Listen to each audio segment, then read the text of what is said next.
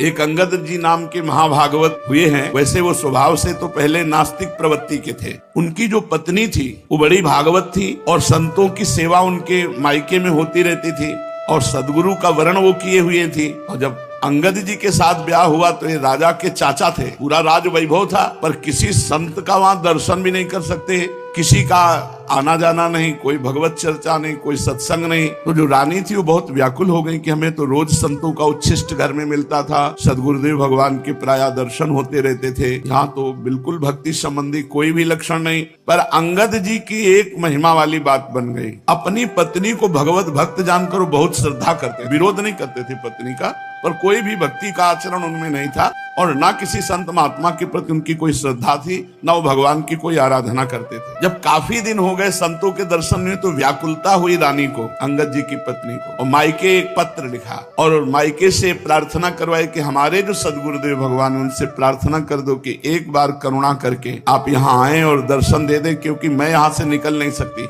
आपके दर्शन हेतु, क्योंकि हमारे पति में बिल्कुल संतों के प्रति श्रद्धा नहीं। गुरुदेव भगवान को जब मायके के राज परिवार ने प्रार्थना की तो संत तो करुणामय होते हैं, संत सरल चित जगत हित जान स्वभाव स्नेह, उनका स्वभाव उनका प्रेम एक अलौकिक होता है। आप 100 गाली दो फिर मिलो तो वैसे ही मिलेंगे, ये गाली दिया है ऐसा कभी नहीं सोच सकते हो। जो ऐसा सोचकर मिलते हैं कि ये तो गाली देने वाला है, अभी साधुता नहीं आई है। साधुता का मतलब है जो गाली दे, अपमान करे, जब आवे तो उसे गले लगावे, उसे सम्मान दे, ऐसे जैसे अपने प्रियजनों से मिला जाता है। जब गुरुदेव आए तो रानी तो नाच पड़ी, मेरे गुरुदेव भगवान आ, चरणामृत उतारा, चरणामृत पान की आरती उतारी, भोग पवाया।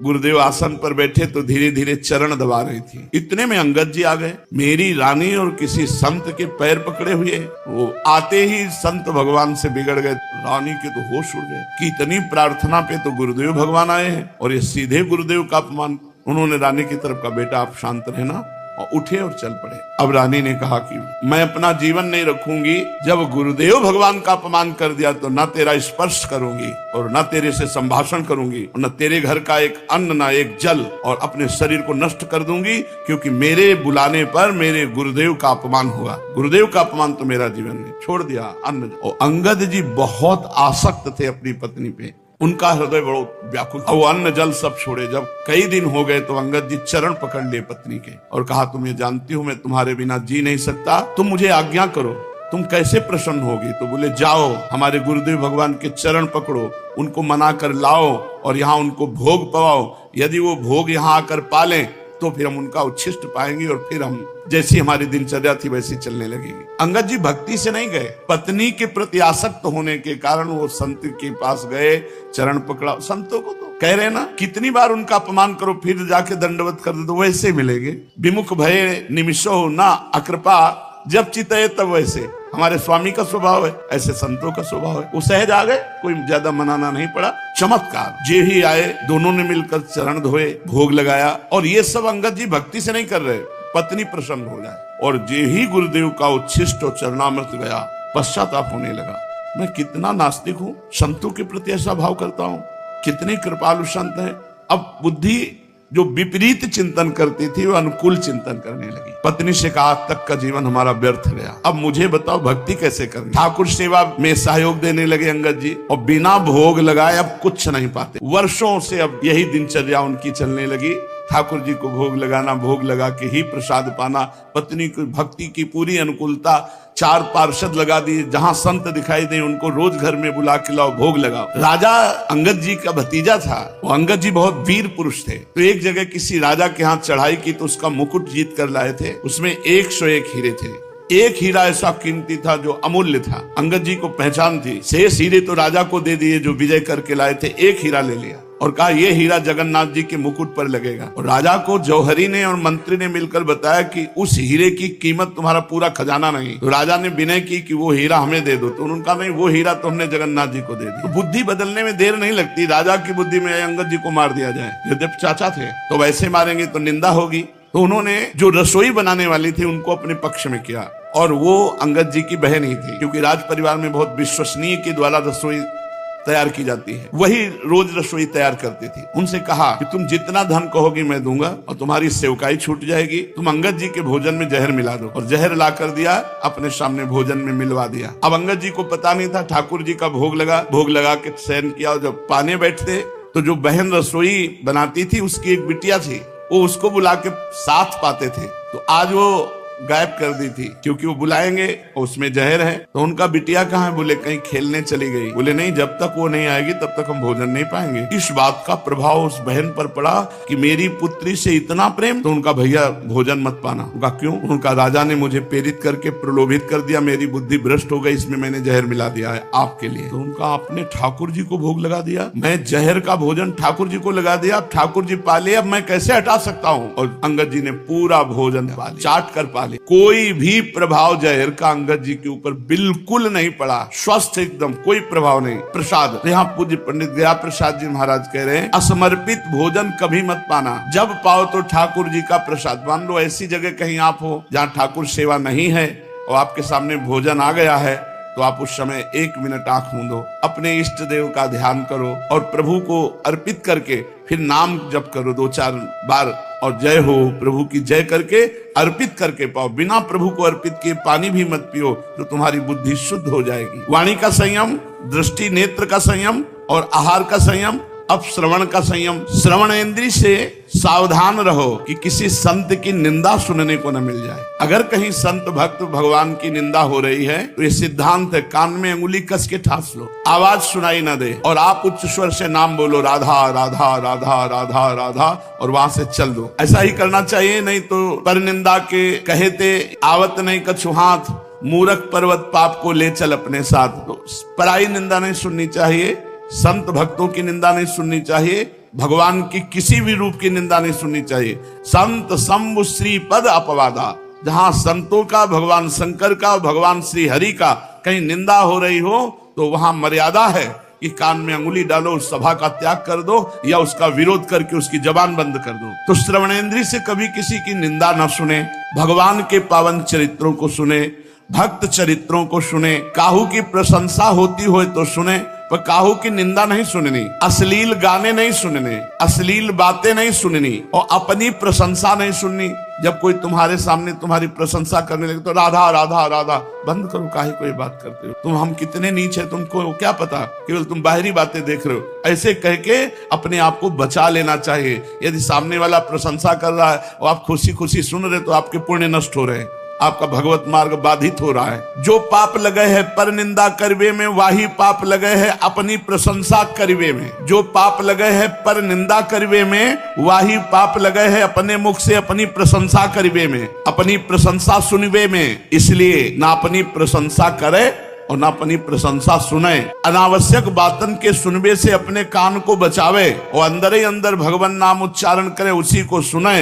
ये श्रवणेंद्री को संयम भयो। मन में विषय संबंधी संकल्प ना उठन पावे। मन का काम है संकल्प बनाना भोगों का, ऐसे से ऐसा किया जाए, अब ऐसे से ऐसा किया जाए। मन में विषय संबंधी संकल्प ना उठन पावे, काहू को अनिष्ट चिंतन ना होन पावे। जब जब मन में अनुचित गलत संकल्प उठवे लगे तब तक भगवान का स्मरण जोर जोर से शुरू करो, राधा राधा राधा। उस समय मौन मत रहो, नहीं तो मन घसीट लेगा आपको। भगवान की बड़ी कृपा है, श्री प्राणनाथ ठाकुर जी हमारे ऊपर बड़ी कृपा किए हैं। मैं ऐसी गंदी बात कैसे सोच सकता हूँ। मुंह को मनुष्य जन्म दियो, विद्या अध्ययन करायो, उत्तम संग दियो। अब हमें चाहिए कि सदैव सावधान होए गए उनको भजन करें, अच्छी बातें सोचे, गंदी बातें, गंदा चिंतन, गंदा संकल्प उठन ही न पावे। ये भावना उचित ना है जो बैठे बैठे गंदी बातें सोचते हैं। अतः प्रेम प्राप्ति के ताई काहू शास्त्र में और काहू संत में प्रगाढ़ श्रद्धा कर लेनी चाहिए।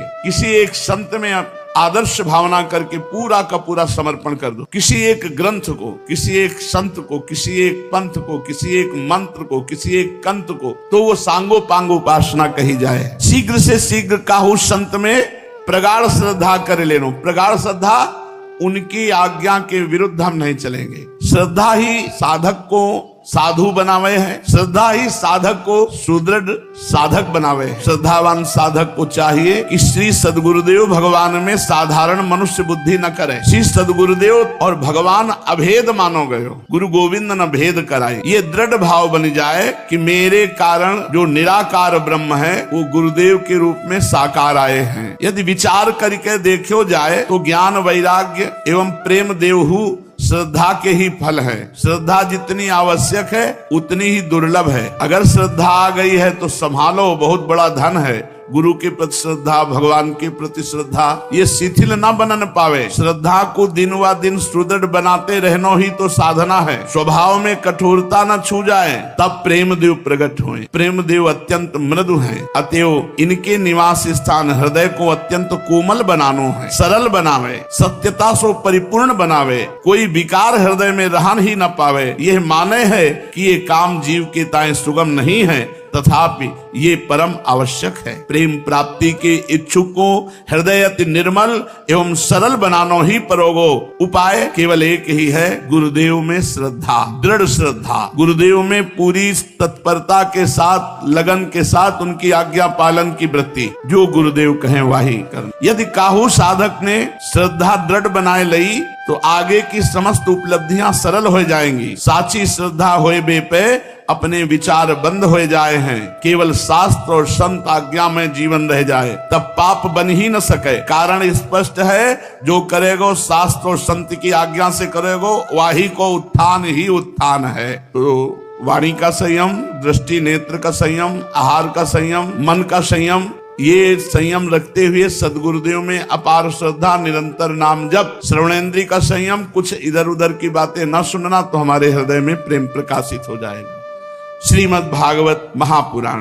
भगवान श्री कृष्णचंद्र जी उद्धव जी को उपदेश करते हैं। उद्धव जी ने बहुत से प्रश्न किए थे, संयम किसे कहते हैं, यम किसे कहते हैं, नियम किसे कहते हैं, सम किसे कहते हैं, दम किसे कहते हैं, धैर्य किसे कहते हैं, तितिक्षा किसे कहते हैं, बहुत से प्रश्न कल किए थे। भगवान श्री कृष्णचंद्र जी उसका उत्तर देते हैं, बहुत ध्यान से सुनो। बुद्धि का भगवान श्री कृष्णचंद्र जी कह रहे हैं, मुझ में लग जाना शम है। जब बुद्धि भगवान में लग गई तो शम रूपी सद्गुण आप में आ गया। इंद्रियों का संयमन होना, इंद्रियों को जीत लेना, ये दम कहते हैं। दम, तुममें दम है तो जीत के दिखाओ इंद्रियों को, इसे दम कहते हैं। बुद्धि का भगवान में लग जाना शम कहते हैं। इंद्रियों का जो संयम है, इंद्रिय विजेता जो है, वही दम है। और न्याय से प्राप्त दुख के सहने का नाम तितिक्षा है। हम अपनी दिनचर्या में जो दुख भोगते हैं ये तपस्या है। सर्दी, गर्मी, बरसात, अपनी दिनचर्या में ठीक समय नहा धोकर तैयार होकर सत्संग में आना, दर्शन करना,